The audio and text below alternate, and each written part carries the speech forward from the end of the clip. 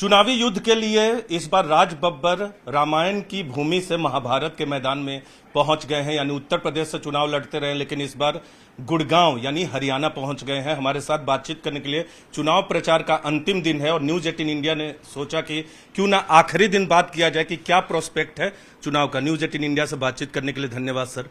क्या उम्मीदें हैं? आप यूपी से भी जीत कर रहे हैं, राज्यसभा में भी रहे हैं, 5 बार सांसद रह चुके हैं। गुड़गांव में राज बब्बर को जनता क्यों जिताएगी? देखिए, ये क्यों का सवाल तो जनता आपको बताएगी। जहां तक मैं यहां पर आया हूं, मैं आपको बता दूं, और आपने बड़ा अच्छा शुरुआत की कि रामायण की भूमि से महाभारत में आया। महाभारत का जो शुरुआत है, जो आरंभ है, वो भरत से होता है, राजा भरत। और मैंने वो किरदार भी किया है। और जहां से मैं चुनाव में जो खड़ा हूं, ये भरत की ही भूमि है। हरियाणा भरत की ही भूमि थी, हरियाणा भरत का ही एक क्षेत्र था। तो ये तो आपके रामायण से महाभारत का प्रश्न का जवाब है। और मुझे अच्छा लगा कि आपने मुझे कम से कम मेरी पौराणिक जो है उससे आपने शुरू करके मुझे और मेरे प्रोफेशन से भी आपने जोड़ दिया, क्योंकि आपने अभिनेता कहा था। दूसरा, ये मैं क्यों मुझे दे, इसलिए दे कि मैं काम करने वाला व्यक्ति हूं, इसलिए दे कि मैं लोगों के बीच में यहां रहता हूं। जहां भी मैं जीता, जहां भी मैंने चुनाव किया, जहां भी गया, 3 बार का सांसद में लोकसभा में रहा, 2 बार का राज्यसभा में, वहां मैंने लोगों के बीच में रह के काम किया। उनकी जो योजनाएं थी, जो सुविधाएं थी, उनके लिए मैंने अपने आप को हमेशा उनके साथ में रखा, उनके सामने रखा। और बहुत सारे ऐसे काम हुए जिसकी वजह से लोग आज भी मुझे जानते हैं। मैं उनमें से नहीं हूं कि यहां कहीं जहां से जीतो और जाके दिल्ली की सरकारी कोठी में जाके बैठ जाऊं। मेरा जो क्षेत्र था पुराना वाला, वो रिजर्व हो गया, आरक्षित हो गया। तो मेरी पार्टी ने मुझे यहां पर भेजा है, गुड़गांव।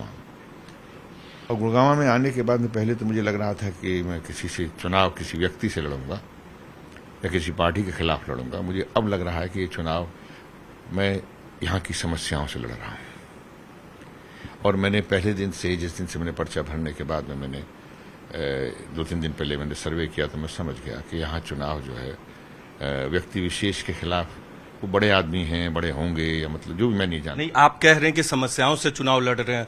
राव इंद्रजीत बड़ा नाम है, केंद्र में मंत्री हैं, आपकी पार्टी से भी चुनाव जीत चुके हैं, अब भारतीय जनता पार्टी में है। बीजेपी हैट्रिक लगाने का दावा कर रही है, तो उन्होंने कोई काम नहीं किया। आमतौर पे कहा जाता है कि जब बड़े लोग किसी चुनाव क्षेत्र से होते हैं तो उसका विकास अधिक होता है, समस्याएं दूर होती हैं। तो कोई काम नहीं हुआ है?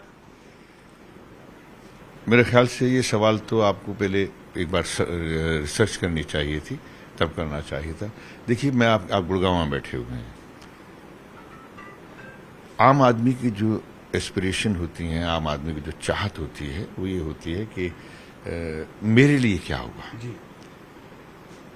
यहां पे एक सरकारी अस्पताल है, पिछले 8-10 साल से टूटा पड़ा है, वो अभी तक तैयार नहीं हुआ। 10 साल से एक बस स्टेशन है, बस स्टैंड है, गुड़गांव का मेन बस स्टैंड, वो टूटा हुआ है। 10 साल के अंदर इस गुड़गांव में 5,000 करोड़ रुपए का निगम का बजट है।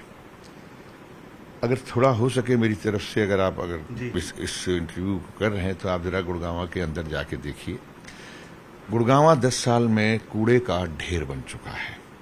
यहां पर लोग अपने घरों से, बड़ी बड़ी अट्टालिकाओं से कूड़ा निकलवाने के लिए पैसे देते हैं खुद, तब कूड़ा बाहर फेंकता है।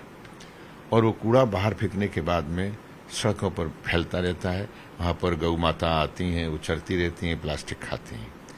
इतनी उदासीनता क्यों? क्या जनप्रतिनिधि का ये फर्ज नहीं बनता है?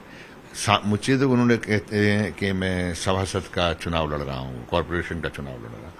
लेकिन जो लोग जनप्रतिनिधि होते हैं, जो बहुत ऊंची जगहों पर बैठे होते हैं, या जो सांसद के रूप में होते हैं, उनका फर्ज बनता है कि वो लोगों को बुलाएं, बिठाएं और उनकी तमाम एजेंसी का कोऑर्डिनेशन कराएं, ताकि उनके क्षेत्र के लोग सुख सुविधा पा सकें। अब चलिए, उनका ही गृह क्षेत्र रेवाड़ी, उनका गृह क्षेत्र वहां रहते हैं, उनका महल भी वहीं है, या जो भी है उनका, बड़ी बड़ी ऊंची दीवारें, किला है, वो वहीं रहते हैं। रेवाड़ी के अंदर पीने के पानी की समस्या है। रेवाड़ी के अंदर आप थोड़ा गांव के अंदर चले जाएंगे तो लोगों की मेरे से मांग हैं, डिमांड्स हैं कि साहब हमें आप बच्चियों का 10वीं 10+2 का स्कूल दिलवा दीजिए। लड़कियां 15-15 किलोमीटर दूर पढ़ने जाती हैं। यानी आप 20 साल से सांसद होने के बाद में आपने ये लोगों को दिया। फिर आप और आगे बढ़ते चले जाएं तो आपको ये चीजें नजर आएंगी कि किस तरह से। अब मैं आपको एक अलग अलग जिले की बता रहा हूँ। 3 जिले हैं, गुड़गांव, रेवाड़ी और मेवात। मेवात में आप चले जाइए, वो सीटी बजवा रहे हैं। 20 साल से सीटी बज रही है वहाँ कि यहाँ पर रेल की सीटी बजेगी, रेल का स्टेशन आएगा। लेकिन यही आप दावा कर रहे हैं सर कि कुछ नहीं हुआ। आपका जो चुनाव, जी मैं कुछ नहीं, इतनी जल्दी मत जाइए जी। अब मैं वो बताने वाला हूँ कि जो चीजें ऑलरेडी हो चुकी हैं वो भी नहीं तैयार हैं। एक रैपिड रेल का जो एक योजना थी, जो अलवर से और गुड़गांव तक थी, गुड़गांव से दिल्ली तक थी, उसकी जमीन एक्वायर कर ली गई है, उसके मुआवजा दे दिया गया है। वो 10 साल से, जैसे ही हुड्डा जी की सरकार गई है, तब से वो योजना वैसी की वैसी ठंडे बस्ते में पड़ी। भाई आप तो मंत्री हैं, आपकी सरकार जो है प्रदेश में भी है, आपकी सरकार जो है देश में भी है। ये काम जिसमें सब कुछ तैयार था, फिर आपने यूनिवर्सिटी के लिए जमीन वहां पे एक्वायर करवा दी, जो एक्वायर हुई थी 10 साल पहले, 13 साल पहले। वो यूनिवर्सिटी आज तक नहीं बनी है, डिफेंस यूनिवर्सिटी। आप डिफेंस मिनिस्टर भी रहे, है ना? मतलब आप छोड़ दीजिए किस पार्टी के, मैं पार्टियों की बात ही नहीं कर रहा हूं। मैं ये कह रहा हूं उदासीनता, उस उदासीनता ने इस मिलेनियम सिटी को, और देखिए कितना अच्छा आपको नज़ारे आप लोगों ने बड़े दिखाए हैं। जब बरसात आती है तो यहाँ नाव चलती है, बिल्कुल जल जमाव की स्थिति होती है। सीवर नहीं है, ड्रेनेज नहीं है। तो जो सपना बेचा जाता है गुड़गांव को लेकर, साइबर सिटी, आपने कहा मिलेनियम सिटी, तो वो बस दिखाने के लिए है, पीछे में कुछ और है जो बरसात के सीजन में दिखता भी है, जो पानी जल जमाव की एक बड़ी समस्या है। दिखाने के लिए नहीं है, भ्रष्टाचार की गोद में है। 5,000 करोड़ रुपए का बजट हो और इतने, मेयर जो है यहाँ का, वो इनका अपना परिचित भी है और इन्हीं की पार्टी का, ऐसा मान लोग कहते हैं, मैं दावा नहीं कर सकता। आप 550 करोड़ रुपया सिर्फ सफाई उठाने का बजट हो तो शहर गंदा रह सकता है क्या?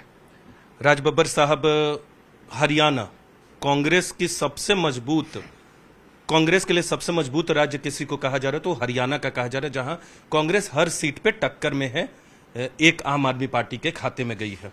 आपने बहुत जबरदस्त चुनाव प्रचार किया, आपके ट्विटर पे देखे या अखबारों में देखे, परिवार और पार्टी के लोगों को गलियों में वो गए, छोटे छोटे नुक्कड़ सभाएं की, रोड शो किया।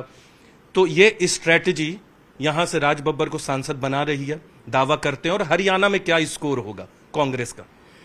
भाई मेरा चुनाव तो, ये तो सही आप कह रहे हैं कि मेरा परिवार मेरे साथ है, तो परिवार, पार्टी के लोग भी, मैं यही कहने जा रहा था कि पार्टी के, आप देखिए कल जो मैं रेवाड़ी में रोड शो था, अजय यादव जी, चिरंजीवी, कैप्टन यादव जो थे वो साथ थे, और मेरे ख्याल से इतना बेहतरीन रोड शो हुआ है कि लोगों में जितना उत्साह था।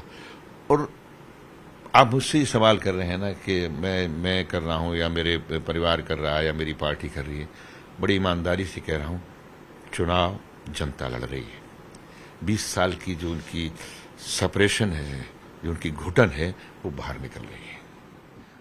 क्योंकि आपसे बात हो रही तो आपसे नेशनल मुद्दों पर भी सवाल करना वाजिब होगा।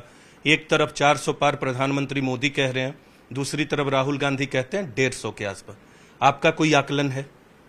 क्योंकि बहुत चीजें चल रहा है, खटाखट, टकाटक, फटाफट, हर तरह से, वो चाहे राहुल गांधी हो, प्रधानमंत्री मोदी भी खटाखट करे। कल तेजस्वी यादव ने एक सभा में खटाखट, टकाटक इस तरह के। तो कैसे देख रहे हैं चुनाव को? देखिए मैं कोल्हू के बैल की तरह हूं, मैं सिर्फ गुड़गांवा देख रहा हूं, और गुड़गांवा की जो बद हालत है मेरे आंखों के सामने वही है, और मैं इसको सुधारने के लिए मुझसे क्या हो सकता है मैं वो कर रहा हूं। और मैं उसकी प्लानिंग कर रहा हूं कि मुझे, जब यहाँ की जनता मुझे अपना आशीर्वाद देती है, तो मुझे अपने काम कैसे करने हैं और कहाँ से शुरू करूँगा। और जब प्रधानमंत्री का जवाब जब हमारा जो है एक ऐसा नेता जो आज जो पूरे हिंदुस्तान में क्या दुनिया में उसकी जो साख बोल रही है वो है राहुल गांधी जी। अगर उन्होंने जवाब दे दिया तो मेरे जवाब तो कोई बनता ही नहीं। तो 400 पार वो करेंगे? इस तरह जो दावे कर रहे हैं, अमित शाह भी कर रहे हैं कि 300 पार कर गए। अब मुझे ऐसा तो कुछ समझ में नहीं आ रहा कि मैं उनके क्या कहूँ, लेकिन कहाँ बढ़ रहे हैं ये समझ में कहाँ, उनको पता होगा तो वो कैसे बढ़ा रहे हैं, क्योंकि मुझे लेकिन कितने घट रहे हैं आपसे तो ये पूछा। नहीं, मैं घटाव का माल नहीं, लेकिन मैं ये जान रहा हूँ कि गुड़गांव वाली सीट जो है इंडिया अलायंस को मिल रही है। इंडिया अलायंस को मिल रही, यानी आप जीत रहे हैं। क्योंकि रामायण की भूमि और महाभारत की भूमि से सवाल किया था, तो एक सवाल उससे ही जुड़ा है। बीजेपी के नेताओं ने कांग्रेस पे, कांग्रेस के नेताओं पे, राहुल गांधी पे, तमाम लोगों पे ये आरोप लगाया कि कांग्रेस पार्टी राम विरोधी है। आप उस राज्य के पार्टी के अध्यक्ष भी रहे हैं। इन जवाबों को या दूसरे जो मसले हैं, चाहे मुस्लिमों का मसला रहा, इनहेरिटेंस टैक्स के जो भी विवादित मसले रहे जिसको बीजेपी और प्रधानमंत्री मोदी ने मुद्दा बनाया, या चुनाव आयोग की जो भूमिका है, इसको राज बब्बर साहब कैसे देखते हैं? अंतिम सवाल है ये। मुझे नहीं लगता है कि लोग अब इन चीज़ों पर जो है अपना वोट तय करेंगे। ये पुरानी हो गई, घिस गई, पिट गई। लोग इस वक्त देख रहे हैं कि बेरोजगारी है, नौजवान जो है, अब देखिए अग्निवीर जैसी योजना जो है ये इन्होंने पेट से जोड़ दी। गुड़गांव में ये मुद्दा है। यहाँ का जवान जो है मतलब आक्रोशित है, जवान नहीं परिवार, ये सामाजिक मुद्दा भी है भाई। आपने पेट से जोड़ रहे हैं क्या? 20 से 23 हजार की, 22-23 हजार की नौकरी को आप दे रहे हैं बच्चों को। ये आप शहीद होने के लिए, ये सैनिकों की खान है भाई। ये जो पूरा का क्षेत्र जो है, जिस क्षेत्र में मैं खड़ा हूं, ये सैनिकों की खान है, बल्कि सैनिकों की नहीं कहूंगा, मैं कहूंगा शहीदों की खान है। अब जिस गांव में जाएंगे वहां 3, 4, 2, 1 मूर्ति आपको नजर आएगी शहीद की। तो आपने अग्निवीर जैसी योजना को आपने यहाँ पर लाके, और खुद आप जो मंत्री रहे हैं और यहाँ के सांसद रहे हैं, आपने ये योजना पास कैसे होने दी? ये योजना पास कैसे हो गई भाई? आप देखिए 20-23 हजार की नौकरी करने के बाद 4 साल के बाद वो नौजवान जो है उसको आप रिटायर कर देते हैं। ना उसको ग्रेच्युटी, ना उसको पेंशन, ना उसको मेडिकल कोई फैसिलिटीज, और जो उस पर आश्रित लोग होते थे उनको कार्ड मिलता था। तो अब ये हंसी में मत दीजिएगा, ये बड़ी गंभीर समस्या है, ये सामाजिक समस्या है। लड़की वाले जब रिश्ता लेके आते हैं जिस घर में, तो पूछते हैं कच्चे वाला या पक्के वाला। यानी कच्चे वाला मतलब 4 साल वाला, पक्के वाला जो 15 साल की। रिश्ता नहीं मिल रहा उन लड़कों को। मतलब ये एक सामाजिक समस्या भी है। ये बड़ी दुर्भाग्य है इस सरकार का कि इसने जमीन के लोगों को समझा ही नहीं है। जो व्यापार में व्यापारियों को, ऊपर वालों को समझ लिया, नीचे उनको नजर ही नहीं आता कि नीचे भी लोग रहते हैं। वो सोचते हैं नीचे वाले लोगों को भिखारी बना दो, उनको राशन दे दो, उनको दाना दे दो। मतलब ये करने का मतलब है, मुझे लगता है कि आप इसका परिणाम देखेंगे। यानी जमीन खिसक गई। आप कह रहे हैं कि जमीन पे ध्यान नहीं। आपको बोल रहा हूँ, बड़ा को लोगों को गलतफहमी है जो मुझसे बार बार कहते हैं, जो आंकड़े गिनाते हैं तो यादव इतने, और ठाकुर इतने, ब्राह्मण इतने, पंजाबी इतने, जाट इतने, गुजर इतने। यहाँ पर देखना यादवों का कितना बड़ा विरोध सामने आपको नजर आने वाला इस चुनाव के अंदर। बिकॉज यादव एक बहुत ही गौरवान्वित तरह से अपने आप को महसूस करता है, और खासकर से अहिरवाल का। आप 1962 की वो रंजागला जो चौकी का वाकया आप लोगों को जरूर याद होगा, कि जिसमें यहीं से मेजर शैतान सिंह ने जो थे यहाँ के, 114 लोगों का, 116 लोगों का जो एक यूनिट था जिसको कमांड कर रहे थे, और देखा कि वो सामने जो है 1600-1700 लोगों की चीनियों की फौज आ रही थी। तो उनको पीछे से कहा जा रहा था कि वापस चले जाओ, वापस चले जाओ। तो उन्होंने अपने सब सैनिकों से पूछा, उन्होंने बोले नहीं, हम आखिरी गोली और आखिरी सांस तक इनका मुकाबला करेंगे। और 114 के 14 लोग शहीद हो गए, और उसके बाद में चाइनीज को और उनके 15 से 1600 लोगों को मारा, और कमांडिंग ऑफिसर वहां से आया, और उसने आने के बाद में सैल्यूट किया कि ये शहीद जो अपनी आखिरी सांस तक लड़ सकते हैं। तो ये तो बहुत बड़ा एक सम्मान है, इसको जो मिलना चाहिए, और हम कहीं ना कहीं इनके साथ में धोखा हुआ है। और राज बब्बर ने एक कसम खाई है कि जाते ही सबसे पहले इस अग्निवीर के इस पर्चे को फाड़ने का काम करेगा। और दूसरा, यहाँ के सबसे बड़ा गौरव है अहीर रेजिमेंट, जिसको भुला के रख दिया है। और मैं आपसे कह के जा रहा हूँ, इस मुद्दे को नहीं बल्कि इस आग को राज बब्बर दोबारा से रोशन करेगा और अहिर रेजिमेंट के उस मुद्दे के साथ नहीं बल्कि उस गौरव को लेके आएगा। मैं पहले दिन जब साइन करने जाऊंगा, अगर यहाँ की जनता ने मुझे सांसद बनाया तो मैं अहिर रेजिमेंट की पीली वाली टोपी पहन के जाऊंगा। हमारी तरफ से आपको शुभकामनाएं सर, चुनाव के लिए और आगे के लिए।